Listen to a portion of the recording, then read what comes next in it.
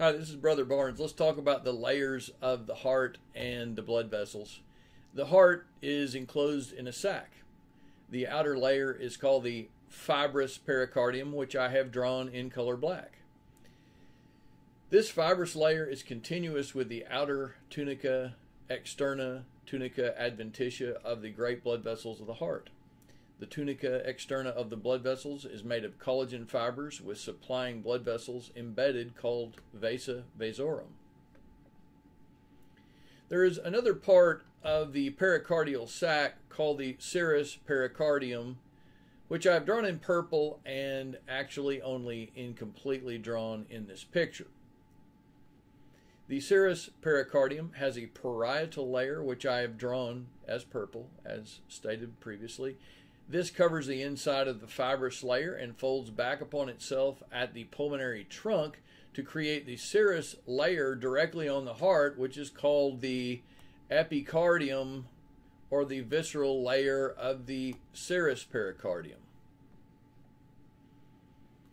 A lubricating fluid, the serous fluid, which is secreted by the serous layer, helps prevent rubbing and facilitates movement of the heart with ease. Serous membranes around the heart are called pericardial, around the lungs, pleural, and around the guts are called peritoneal. The general middle layer of the blood vessels is muscular. The muscular layer is alternated with layers of elastic components.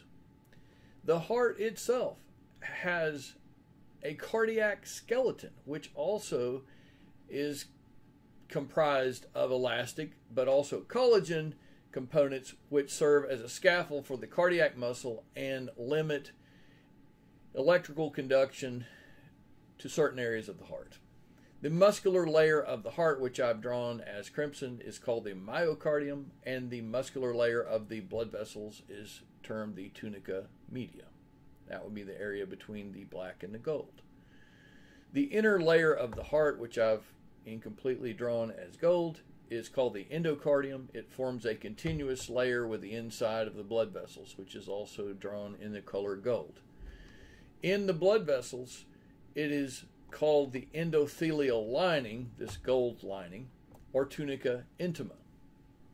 The endothelial lining is variably permeable depending on the location in the body.